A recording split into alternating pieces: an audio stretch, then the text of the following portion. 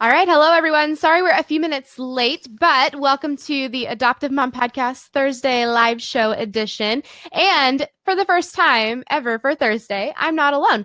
I want to introduce you guys to Becca Price. Say hi, Becca. Oh, I think we might be frozen. Oh, we lost her. Oh, no, you guys. Well, until she calls back, how's it going? Why don't you post in the comments? Tell me how your week is going. And while you're typing, tonight we are going to be talking a little bit more about trauma. And she's kind of, Rebekah, oh, she's back, but she's kind of an expert on, I apologize. I'm trying to make sure that I'm getting her on here. She's kind of an expert on just the brain and the science behind trauma. And she completely educated my husband and me. And so I had to have her on the show to talk about her take on this stuff. And since trauma is such an important conversation in regards to adoption, and it's something that there she is. Hi, Becca. Hi. Sorry, I was just giving you accolades. I was talking about how awesome you were and how smart you were, and just all the nice things that are gonna make you embarrassed. Very sweet. Thank you. So I'm told by my producer here to refresh your screen if that Okay. happens again. I don't know. Anyway, okay. So like I said, trauma is such an important concept when it comes to adoption. It's one of the biggest issues that we face, especially when adopting older children. And there are so many people that don't have a good understanding of trauma and how to deal with it and even what it is or what they're working with. I'm sure as a therapist, you deal with that all the time, right? Yes, very much. So before we jump in, if you didn't know, Becca was actually on the Adoptive Mom podcast back in season 1. Her episode was super educational and insightful and interesting, and you should totally go back. We will post the link to that in the comments. But for those of you who have not listened, Becca, do you want to give just a little bit of an introduction of yourself and what you do? Sure. I am a licensed certified clinical social worker, um, certified in child and adolescent trauma, and I work in two different capacities. I'm a counselor at Waterstone Counseling, and I also volunteer as the clinical director for Grace Haven Ministries, which is an adoptive support ministry Mm-hmm. here in Northwest Arkansas. So I work with trauma of all kinds. My most specific specialty in the last 8 years has been with foster and adoptive families and kids from really hard places. Yeah. And you're an adoptive mom. I think I that's am important an to note. adoptive mom. Yes, I am. I have two kids. I have one biological child with uh, developmental trauma, so hard places on that end, and then I have an adopted son. So Yay. Yeah, so you're very smart in this area, and it helps that you've been super focused in the area of trauma. So that's kind of your I don't know, your specialty if you want to say that. But yes, so let's talk about trauma. So I covered this in our last Facebook Live from last Thursday, but can you maybe go over just some basic types of trauma and how it can manifest itself in our homes? sure. Um, uh, in terms of trauma, and I know you talked a little bit about trauma being, kind of the definition of it, but trauma is really anything that interrupts our normal, kind of like for a kid, we would say a normal developmental trajectory. Mm-hmm. So anything, I mean, even for any of us as an adult, if it interrupts my normal, you know, capacity for living the way life goes normally, then it's significant, and so it's considered trauma.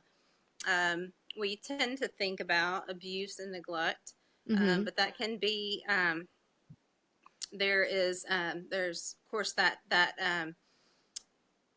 kind of trauma that can come from that, and you listed some of those things.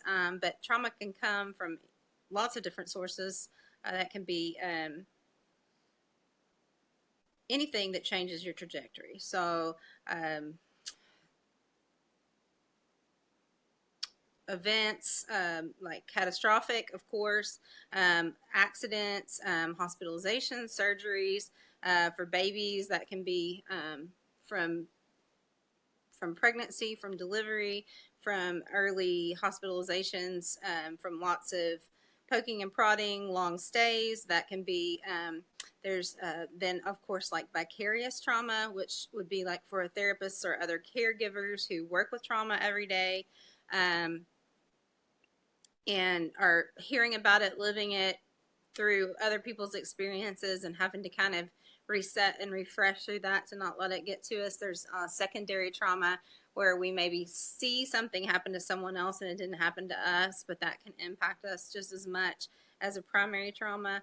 Right. Um, and so then there's, a lot of that comes from stress, and there's that idea of there's acute stress and there's long-term stress, and that's kind of where we start getting into when that starts setting in to Right. a trauma base and how that changes our brains. Anything that interrupts our trajectory. So um, divorce, separation, loss, grief of any kind. Mm-hmm. Um, that can be, even this is funny because it's such a joyful experience, but even adoption um, can be traumatic on all Mm-hmm. different kinds of levels. It's a So change. It's a huge change. yes, it interrupts life on its normal trajectory, and especially if you bring home a child who has significant issues, or it creates significant issues for a child who's already in your home or for your marriage, Mm-hmm. and then so that makes it harder on everyone. So Yeah. then that changes everything. And how are the ways that it can, that, I mean, just thinking about the most common types of trauma that we see in our adopted kids, I mean, abuse is Mm-hmm. obviously a huge Abuse and one. neglect. Right. Mm-hmm. Also, a lot of times with our adopted kids, we see that medical trauma. So, Mm-hmm. early hospitalization, especially kids with lots of special needs, you're going to see lots of Right. surgeries, needles,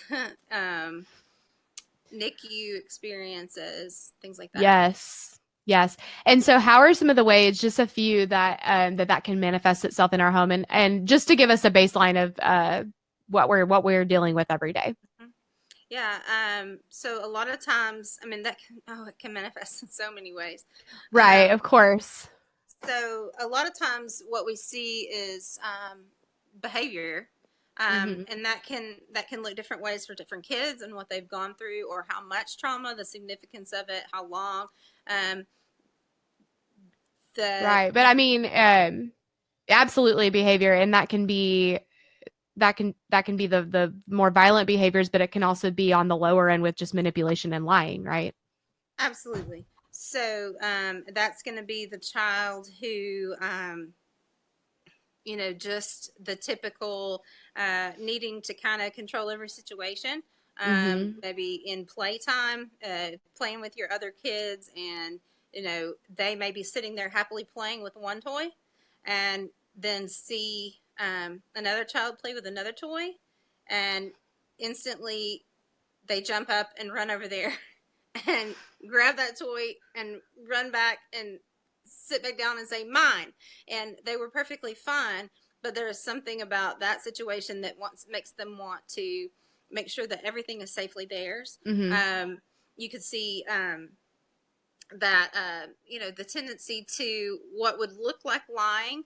A lot of times there's a difference between and I just had this conversation with someone earlier this week. The idea between perception versus reality. So it would seem like a lot of lying, but because of the effects of trauma in their brain, it's like intention versus reality. So if I didn't intend to do what happened, then it didn't really happen. And Mhm. so you will be sitting there and going, but I saw you hit your brother. You hurt him. No, I didn't hurt him, because I didn't intend, my intention wasn't to hurt, but he ended up hurt. And so, but to me, I didn't do that because that wasn't my intention.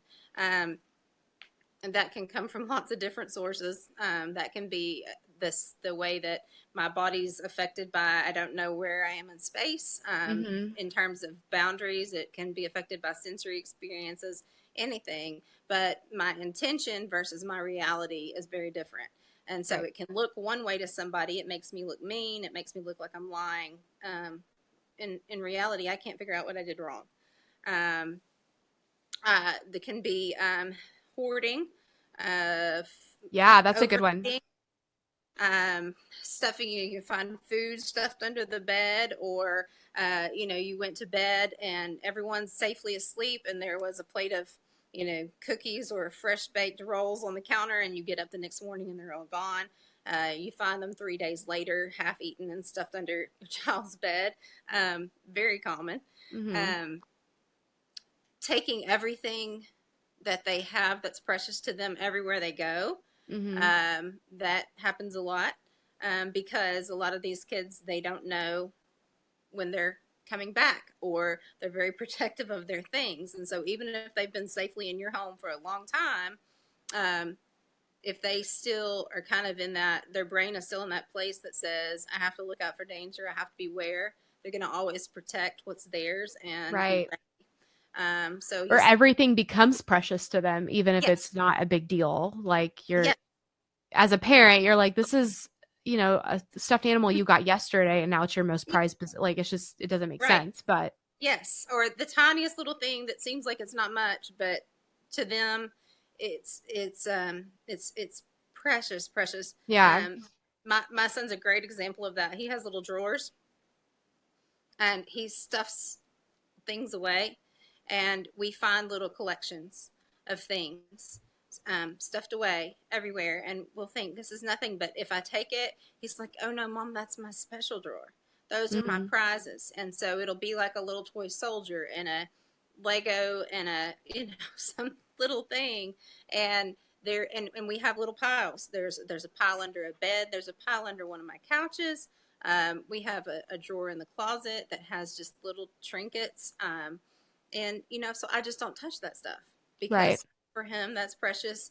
And so I have to choose, do I want everything to look tidy, or do I want him to feel safe? And so I opt for the second one. Yeah. um, Lots Which, of quick reactions and things like that. You will mm-hmm. see overreacting over things that don't seem like they would be a big deal to you, but they feel frightened, or they feel threatened, or um, guarded. Just that sense of safety. Mm-hmm. Well, and as parents, you hit on that. Just you have to, those decisions feel really hard in the moment because Mm-hmm. you're looking at this from a normal perspective. And I mean, that's jumping ahead in our topic list a little bit, but you're looking at things through your normal lens, and you're like, you need to get past this. You need to not feel this way. Yeah. And it's so hard as a parent to learn that balance, because obviously you want to teach them to become a little bit more normal, but then you want to respect where they're at as well. And it's so hard, but we're going to get into a little bit of that. So, Okay. and I know that this is really hard because you're really smart, but I if don't you know can that. nutshell this, like just in a tight little ball, what is some of the science behind trauma, like with our brains? And we covered this in your episode, but in season 1, I didn't do Facebook Live follow-ups, so you get to repeat it a little bit. Okay. So the best way that they usually describe trauma, which is kind of how I described it to you, I think the first time we discussed it, Mm-hmm. was is to think about the brain as hi, I've got a friend here. Hey, that's cool. Hey, buddy. Um, And so the best way that I do is have described it is the way that they is described on um, the TBRI videos, which is to think about the brain as a house, Mm-hmm. 2-story. So if you have the downstairs, which is like in your brain, it would be your brain stem, that limbic system, emotional control center, all of that down there in the lower area of your brain, which is really um, high when you've been through trauma, right? Mm-hmm. So that's where our survival is, our brainstem, lower brain area, and that's where that fight or flight kicks in. And just side note, fight or flight now, as we've researched, we've studied, there's more. that we've added to that. I was reading a book on trauma the other day. It includes 4, so that response being fight, flight, freeze, or submit. Huh. Okay, And that's new. so, yes, and I'm loving that. And you'd not even imagine the freedom that's giving some people as I'm working with them when they've been in really high traumatic situations where they had no control. Mm-hmm. And what your body does to survive is just submit to the situation, right? Mm-hmm. And then feeling guilty later. So that brain, lower brain, kicks in that survival mode, and that's what tells us, get our basic needs met. So when we have significant amounts of trauma, what happens then, that upstairs brain, the higher brain, is our higher level thinking, functioning, executive functioning, planning, organizing, problem solving, processing, social and emotional kind of processing, as opposed to the emotional control center in the lower brain that sends out those messages, right? Right.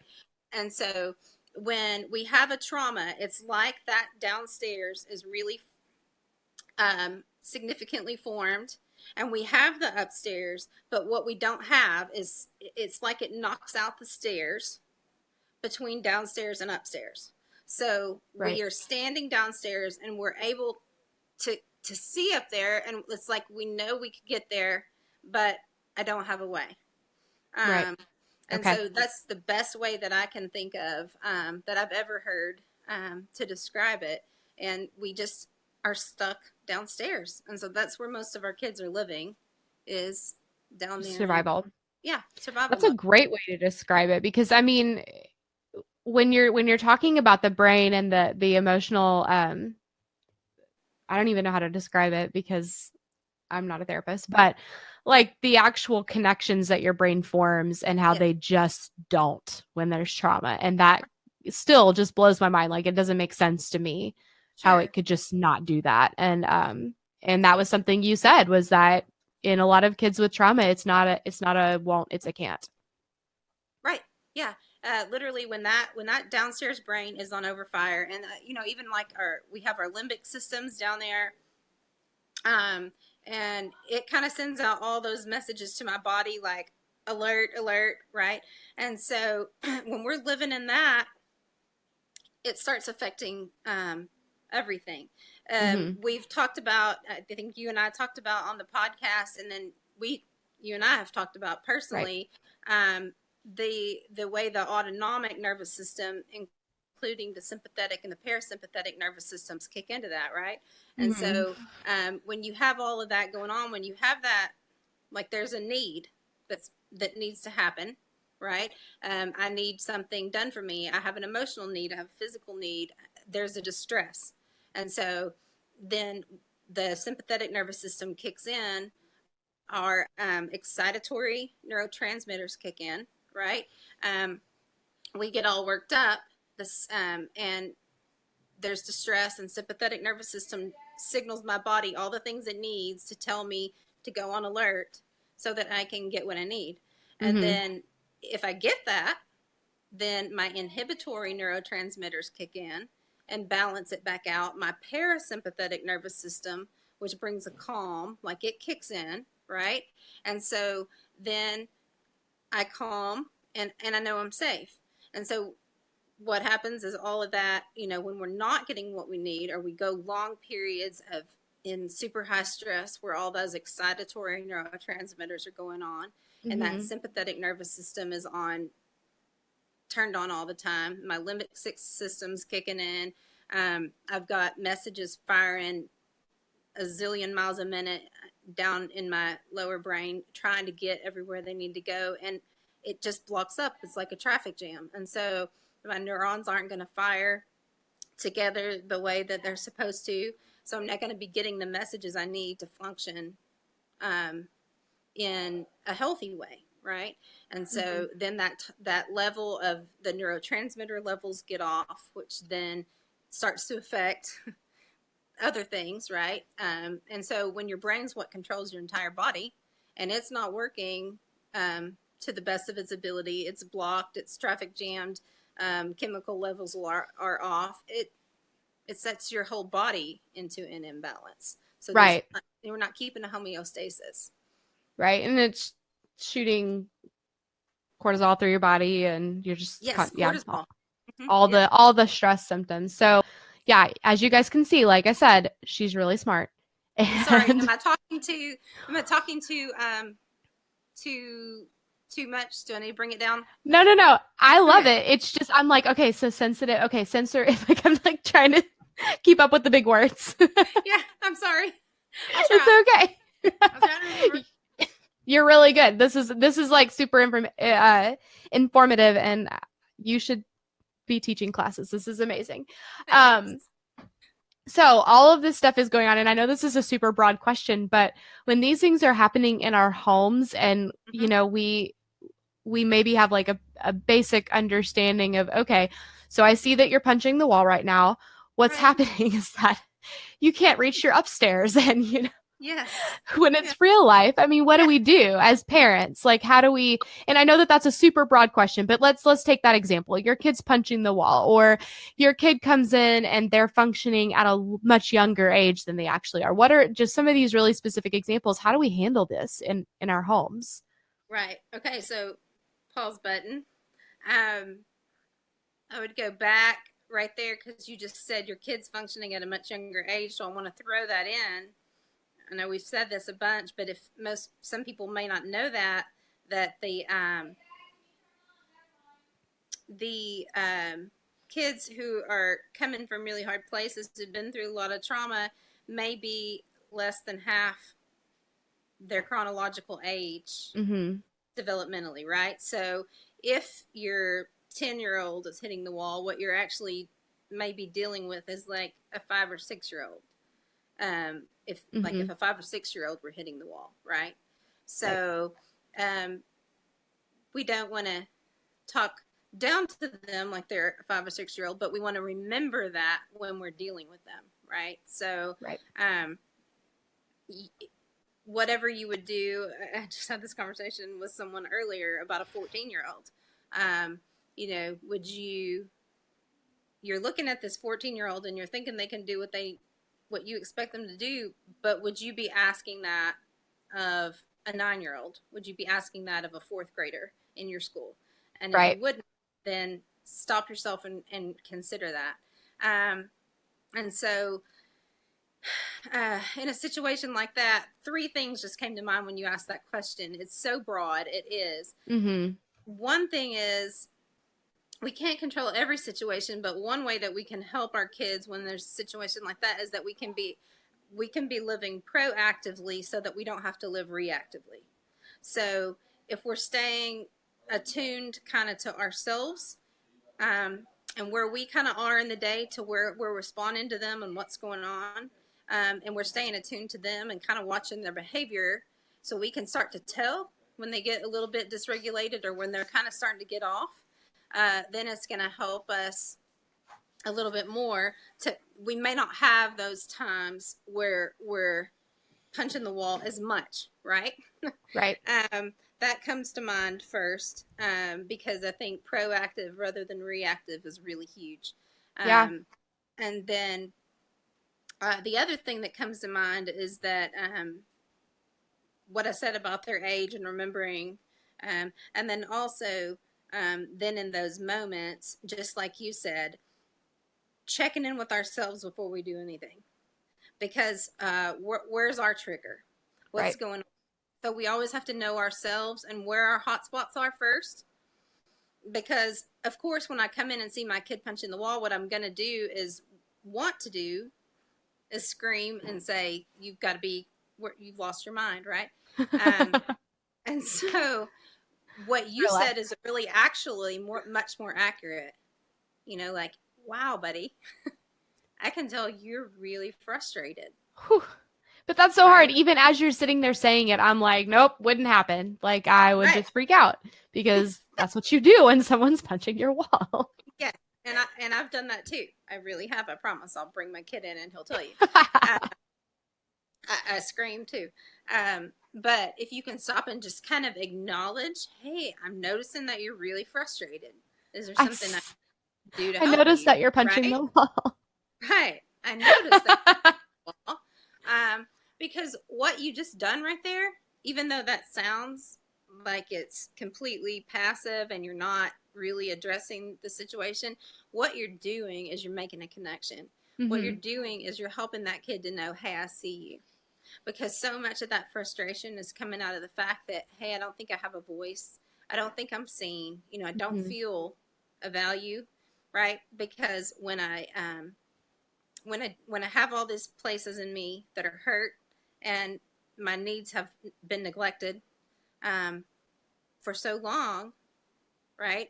Then I don't know my worth. I don't know my value. I don't know that when I use my voice, it doesn't make a difference. Right. And so all of this stuff is going on, plus all those things we just talked about in the brain.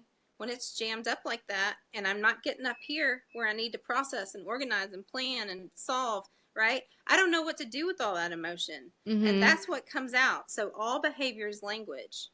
All behavior is language.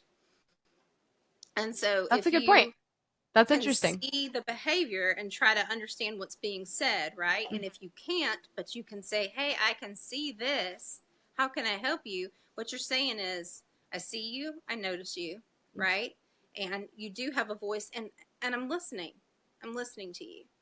Um, Wow. and a lot of times, just that acknowledgement will start to bring it down a little bit, Yeah. right? And that's really powerful. So I think if I were to break down what you're saying, I mean, I think that, and you haven't said this directly, but becoming trauma informed, which is what we're doing right now, is Yes. step one. But step two is stopping, and we're going to get into that a little bit, shifting away from the trauma of the child and moving into the trauma of the parents, secondary Yep. trauma of the parents. So checking your triggers yourself and how that's going to affect your brain, Sure. and then acknowledging them, right? Yes. Acknowledging Absolutely. what they're doing and what they're saying and not, and after you've checked your own triggers. Absolutely. Which comes with not just checking them in that moment, but you need to know them already. You need to Right. already know what starts to trip your triggers so that when it starts to come, you get more and more familiar each time with, oh, Mm-hmm. wait, that feeling's boiling up inside me. What's that about? Um, Yeah. and so then I'm more tuned in to realizing that that child is not personally out to get me, though it may seem like it sometimes. Right. And so just speaking about becoming trauma informed, which again, that's what we're doing right now. And before we move on, I wanted to stop and let everyone know that if you have questions about this, please drop them in the comments. We will pause and answer those along the way. So questions for Becca or me, although I wouldn't recommend asking me those questions because I don't know. But any questions for that's only because of you. Um, so, and this is something we learned from practice, not from being told, but there are trauma informed therapists and there are not trauma informed therapists, and there's a huge difference. And it's not that there's good and bad, but if you're adopting a kid not from birth, most likely they're going to have some sort of trauma. And it's so important to get them in with the trauma informed therapist. So let's talk about why that's so important for a minute, because again, I know from experience how important it is, but other people may not. Right. So again, all of those things that we just talked about with the brain and how the effects that trauma has on it, and the fact that when it is affected like that, it's going to control and start to kind of have an impact on all your functioning. So a lot of times, what we're seeing through all of those chemical changes, through stress, through emotional um, traffic jams, is behavior. We start to see behavior. And so a lot of therapy is going to be based on pinpointing like what's troublesome and figuring out a way to correct that thing, Mm-hmm. right? So we're going to be more based on just changing a behavior, how to, help a child manage anger, um, how to help a child manage anxiety, Mm-hmm. right? And so when we understand that through a trauma lens, and we look at it through a trauma lens first, then we recognize that the behavior is a symptom of a Right. larger problem. right? So if I come in and I just try to control behavior, but I've got a brain that's on fire, it's not going to make a difference. Mm-hmm. If I understand where that brain is coming from in terms of what this child has been through and kind of that holistic experience, as well as the trauma perspective in terms of neurology and chemicals and the body keeping the score, right? Then I'm able to work from that lens, and I understand the what we just said earlier, the can't versus the won't Mm-hmm. uh, mentality. So if I continue to think that a child has the ability to change all this by practicing these things or kicking in some, 1, 2, 3 magic or whatever somebody else may say, then I'm going to continue to set that child up for failure, because if they can't, because their brain is suffering from the effects of trauma, then they're going to continue to be more defeated. Mm-hmm. So that's one really important aspect. And then another one would just get into the emotional piece of that and dealing with trauma. Mm-hmm. We would do that different ways with different people at different ages, both chronologically and developmentally. But if we want to deal with the pain of our trauma, right? And Mm-hmm. how it impacts us. We can't just acknowledge, okay, hey, here it's impacted the brain, and I'm going to understand that from this perspective. But I'm going to want at some point to go in there and make the repair, right? Right.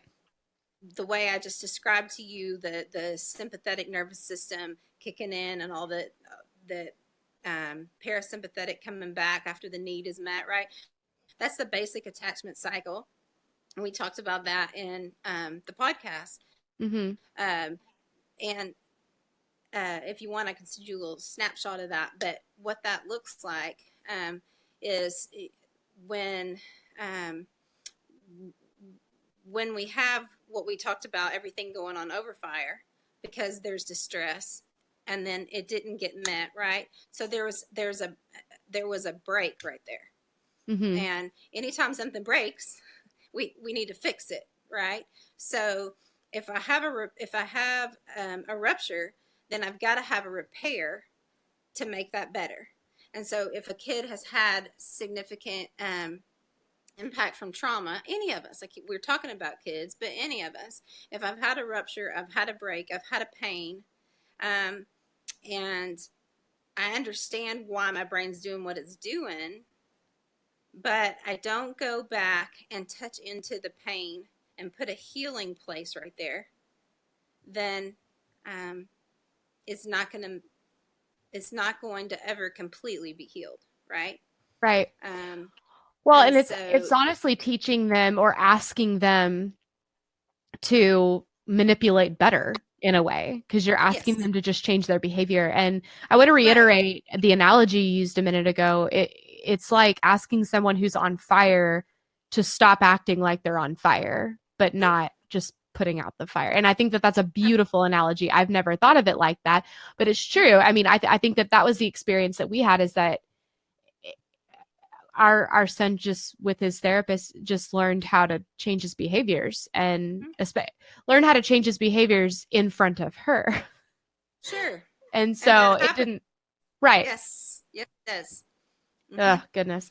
So yeah, I mean, to go back, all of this has been answering the question for those of you who are just joining us. I had asked Becca how important it is and why to get your kid in with a therapist who's been trauma trained.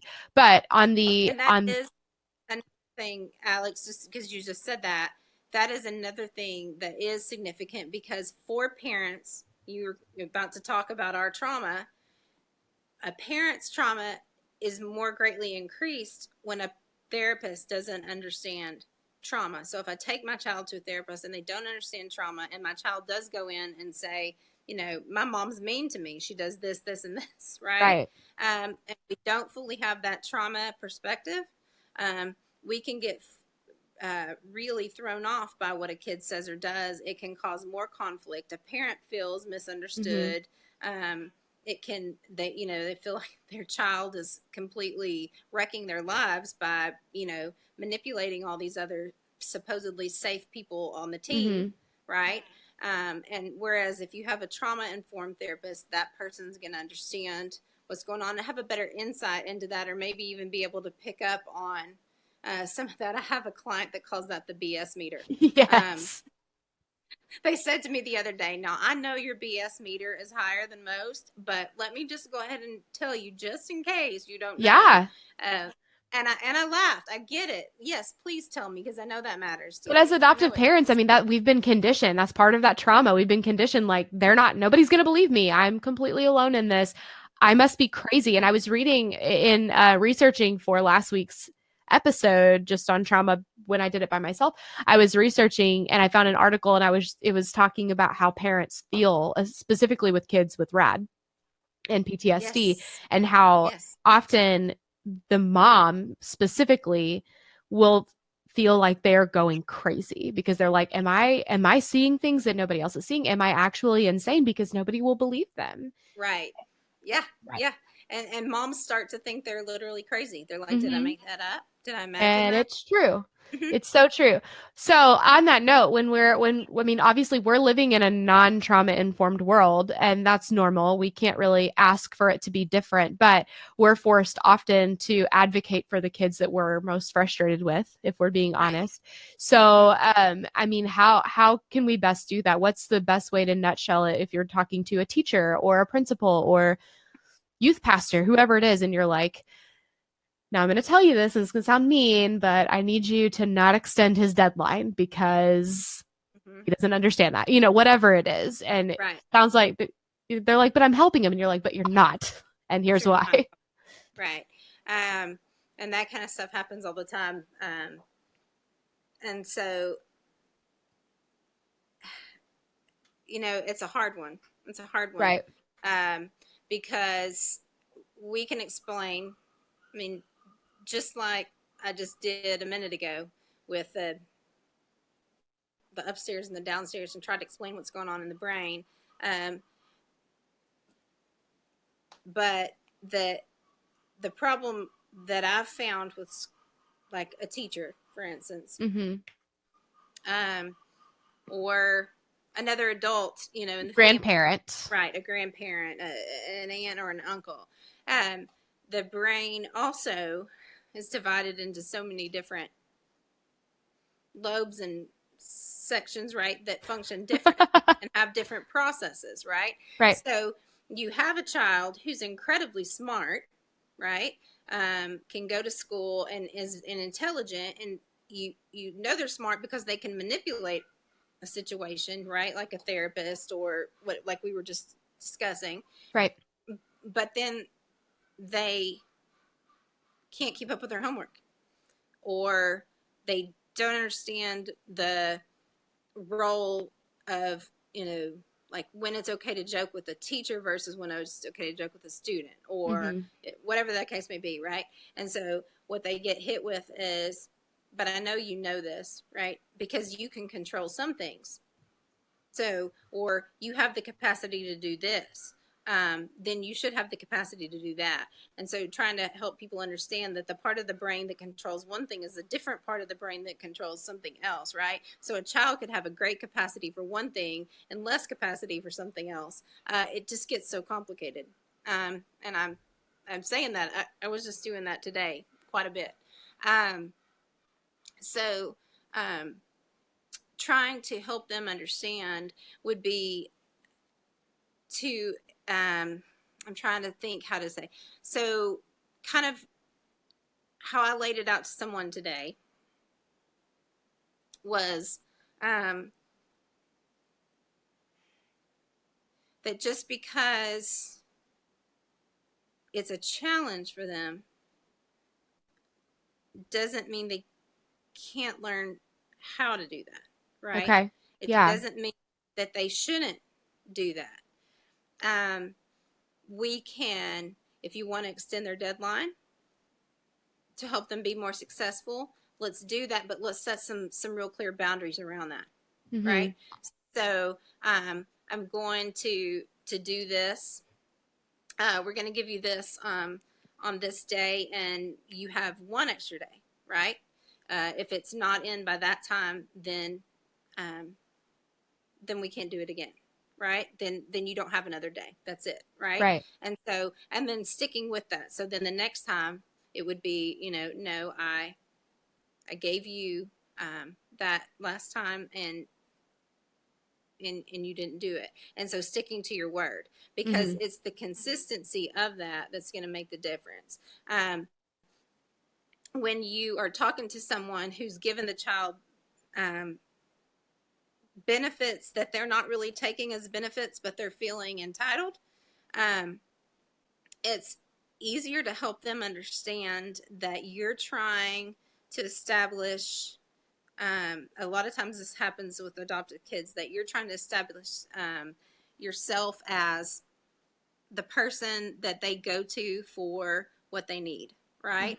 So even though sometimes teachers are that at school, that you want to continue to have that authority for the child, right? Right. So if you told the child, you've got to have your homework done on this day, right? It has to be done. And then a teacher comes back and says, well, I'll give you an extra day, right?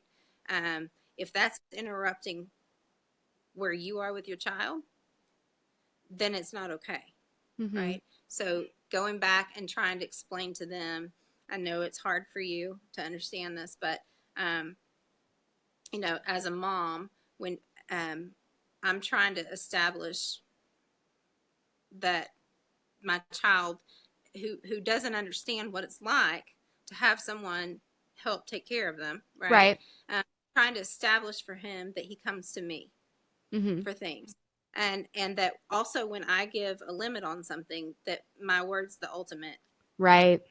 authority for him. So you and I need to stay in communication with one another, because I've told him that he has to have his homework done on time, that he can't have extensions. And Right. so when I tell him that, and then he comes to you, what you whether you mean to or not, in essence what you're doing is undermining my authority, and you're making yourself a person that he can then more easily go and connect with. So it Right. puts a separation between myself and my child, even though what you're trying to do is to help. And people And will again, often, you're teaching him to manipulate. yeah, you're teaching him to manipulate, Mm-hmm. and bringing division, even though you think you're being helpful. Yeah. um, so the same thing happens with people who are simply being very um, sweet and kind. You go in the doctor's office, and the nurse that's putting the child on the scale is like, oh, you're so cute, I just want to take you home with me. um, Don't say that that to an kid's adopted still kid. right. That kid's like, okay, where's the car? I mean, Yeah. come on, see you Or they later. start panicking because they're like, am I going on with you now? What's happening? Right. Yeah. Mm-hmm. Yeah. And then it scares them. So, any of those different kind of reactions, it's hard to explain to people, but if you can help them understand just that, I think that basic communication is the way that we learn, right? Mm-hmm.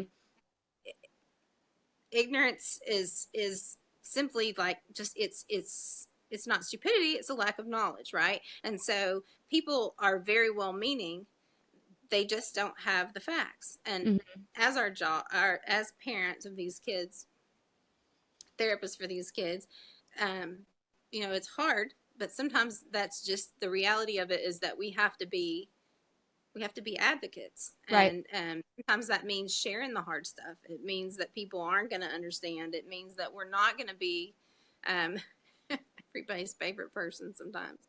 Yeah. Or um, you're going to be seen as the crazy mom because that uh-huh. happens. Oh yeah, it sure does. I've been that too. Yeah. So Um, absolutely.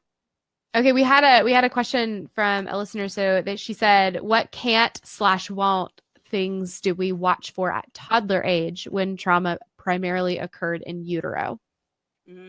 Yeah, that's significant. Um, that would be, well, it could be anything again. Um, and it's hard then. I always tell people, err on the side of caution. Like, if you have a child that went through trauma, right? A lot of things are going to be typical uh, of a specific age too, right? So, learning how to share is anything for any toddler. Um, Learning how to interact with other kids and start to listen and obey and explore the world and um, learn how to do some things for yourself. I mean, I have three that's of pretty them, so right. You what? I have three of You them, so yeah, yeah. we're right in that. You understand? Yeah. So, but typically, what that might look like is, the difference between like a tantrum and a meltdown. Mm-hmm. So, um, there's a mad fit because I don't get my way, or I wanted that toy and you said no, um, versus an actual meltdown where I lose control of my emotions and have just a volatile emotional response, right? Mm-hmm. Um, where I'm maybe overstimulated from too much activity, I'm overtired, and then um, then somebody took my toy, and that was the last straw, and it's a complete um, just meltdown. Tears, screaming, hollering, kicking, rolling in the floor. That's literally the brain going, I can't do it anymore, right? Mm-hmm. Um, and there's a difference between that and the child who could instantly stop crying because you said, okay, you can have the toy, right? Right. Um, Well, and just I actually can help throw in my 2 cents here because I have one of these. Um, but speaking of sensory issues, so sometimes a lot of one of the can'ts would be if your child is pushing their body against something, it's mm-hmm, not mm-hmm. because they just feel like it, it's because they have to get that in their They're bodies. trying to And get what they need. Yeah, right. yeah. Their body is telling them you need this input, and that's another thing, like rough playing. Mm-hmm. When and I know I've told you about my son, my oldest son, but when he was little, it was a constant struggle because he played roughly with everyone, Mm-hmm. and it didn't feel good to them, but it felt good for him because his body was hyposensitive. He needed really, really deep pressure to stay regulated. And so when he played with other kids, he would rough and tumble. He would bump in to them. He would, crash and bump all the time, Mm-hmm. um, because that felt good to his body and it didn't feel good to them. And so then we would have times where we're in trouble because, someone was hurt or he couldn't he couldn't stop when we would ask him to stop, right? Um, Right. even when he was a little guy playing like pee wee football, he would get screamed at like at every single practice because Oh, he couldn't cease play when they blew the whistle, right. right? Um, because that processing was a little delayed. And so by the time he heard the whistle and the brain got the message and it got to where it needed to go and then his body could stop, it was past time. And Mm-hmm. so and he's overexcited and feeling good with like I'm getting to bump up against people I'm tackling, right? Mm-hmm. And he would get in trouble at every practice because he couldn't stop. Um, the things like I mentioned earlier, with being able to share, taking over toys, taking control of situations, um, you know, uh, telling and not telling and not asking, right? Mm-hmm. Um, the oftentimes these kids are the ones that we so nicely labeled the strong-willed child, Mm-hmm. but it's because they're trying to maintain regulation for themselves by controlling everything else around them, right? And it's Um, so hard when you have a normal strong-willed child mhm, coupled with a sensory child right. who just literally needs you to they can't stop throwing the fit because Control they their need to be environment. squeezed or Yes, yeah. They need you to hold them tightly and make them feel safe. Mhm. Sleep, sleep's a big one. A lot of times people think, oh, my kid just is wanting to be into everything. When sometimes that is sensory. Sometimes that's a brain that can't shut down.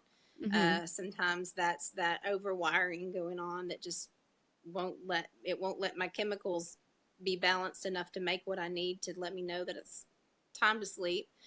Mhm. Sometimes that's fear, right? So a lot of times these kids are the ones that are not falling asleep until 1, 2 o'clock in the morning, and then waking up at 6 o'clock in the morning and not napping during the day. And then that sets them off for more trouble the next day because they're exhausted and mom's exhausted. Mm-hmm. Um, and so nobody's in a good place. That's another big thing. Food issues, ways that foods that I'm willing to try, things I can eat, eating too much, wanting to That's a eat good all the one. time, making food available for those kids just so they know that it's safe and they can have it when they need it. Um, Mm-hmm. those are the ones that are coming to me off the top of my head. Probably think of like 400 more after we stop talking. But But I think that's such a good question, Sherry, because with toddlers, I feel like so much of the advice that we get, even as adoptive parents, it's for kids who can at least like talk, like carry on even a tiny conversation with you, even if it's not an intelligent conversation, but it's they mm-hmm. understand what you're saying. And when you're dealing with a toddler, and I again, Sherry, I have the same thing. I have a toddler. He's 2.5, and I'm sorry. his he was born on many drugs and had a very traumatic birth because of in utero issues, and we deal with sensory stuff all day every day. And so I am completely with you. So that's an excellent question, because again, when it's with toddlers, they can't be reasoned with. And so No, when you're looking for no. can't versus won't, it's so hard because you are just in survival mode. And while we're talking about this, if you're watching right now and you have another question, please drop it in the comments. We would love to answer that. But I think that if it's okay with you, Becca, I'm going to go ahead and wrap it up for this week, because and we didn't get to all of our questions, but this was so informative and so interesting. But next time I want to get into some of that secondary trauma issues, and maybe if we could give a little bit of a teaser to end things while anyone is dropping in questions that they wanted to add about trauma in our children. But we're crazy to think that as parents we're dealing with kids who need to be squeezed, or are hitting walls, or are throwing things at us, or cussing us out, even any Mm-hmm. of that stuff. We're crazy to think that that's not going to affect us, that we can Absolutely. every time be like, I see that you're hitting the wall. Let's Mm-hmm. talk about that. Right. I'm curious about Yeah. why, like, that Eventually, happens. eventually, you're gonna hit the wall because you're so frustrated, right? Right. And Yeah. so next time, if it's okay with you, I'd love to get into just how that affects us, because that trauma is real. It affects our brains just like it affects our child's brains. And if we're Sure. subjected to that for, again, years at a time, just like they were traumatized for years at a time, it Mm-hmm. affects us. How, just like I said, a teaser for next time. Okay. Absolutely. So something that probably lots of people have heard if you have a child with any kind of trauma or significant needs, but something that really hit home for me was that I know that I felt crazy a lot of the time, right? And Mm-hmm. I would feel that way, and I would think, "What's going on? There's nothing wrong with me." Um, and then one day I read about the fact that moms of kids um, with some really significant emotional needs, right, um, actually have cortisol levels higher than that of combat soldiers. Uh, Wow. and I thought, right there, I sat for a minute and I stared at it and I read it again. Yeah, I was about to say that again for the people in the back. Read it again. Yeah, moms of kids with really significant, especially emotional needs, and special needs, different kinds, developmental needs, um, have cortisol levels higher than that of combat soldiers in the study that I was reading. And so it really gave me some permission um, to give myself some care, Yeah. um, and to go, okay, maybe so. I sat with that for a little bit, and I said, maybe not, but it's legitimate. And so, the fact is that we're all people, first of all. Mm-hmm. So we come into parenting with our own stuff, right? We come from something. We all have a hurt or something that's kind of uh, you know something in our Right. world, right? We're people. And so we come in and we relate to other people the way that we've learned how. through childhood, through experiences, we learn how to relate. And that's the way we do it. And so then you bring in someone who doesn't know how to do that, and then in doing that gets so frustrated or easily upset and brings anger, calls us names, says that, they hate us and that we're horrible, and cusses at us and breaks things and, puts holes in walls and kicks the dog and hurts the other kids. Suddenly, we're walking through trauma. Our home becomes a battleground, right? Right. And so we really are in that place. And so you can't walk that every day and not be affected. Right. You can't. Mm-mm. You can't. Your brain is going to end up in the same place that child is in a lot of ways, right? Without significant support, and ways to renew and respite and reconnect and all of those things that I know that you probably want to talk about next time. So yeah, no, like I'm sitting here like, oh my gosh, I need to add to my question list. There's so much. Which I mean, a little plug for your girl Amy Butler, but that's, I mean, in her room, she uses so many military analogies, and as an adoptive mom, that is so real. But what you just said is mind blowing to me. Just, and it does, it allows you to grace yourself a little bit, just that you are fighting a battle, a spiritual battle, and an actual like battle with the person who lives and sleeps in your house. Absolutely. Gosh, there's so much. Against yourself. Because when that starts happening, and we start putting on ourselves like, I'm supposed to be able to handle this, right? I'm a mom. I'm supposed to be able to take care of everybody. Right. I'm supposed to be able to make everything okay. This is my kid.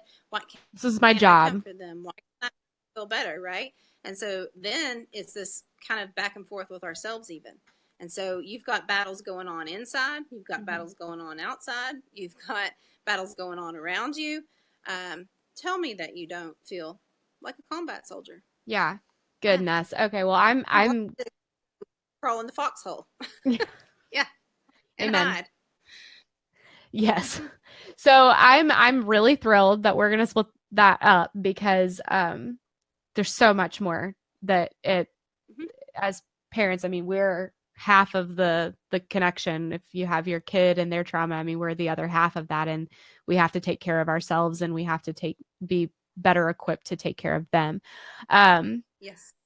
So on that note, like I said, if you are watching and it's on the replay, keep dropping those comments. I will keep watching for them and responding, and I'll let Miss Becca answer some of those questions too.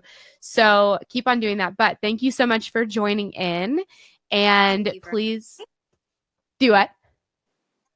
Said thank you for having me. Oh, of course. I'm so excited that you could do this, because I do not have the training you do. So it's one thing to talk about what you know as a parent from experience, and it's another thing to talk about someone who knows from being a parent with experience and from all their training. So thank you again. And thank you, listeners, for joining in, and we will see you next time.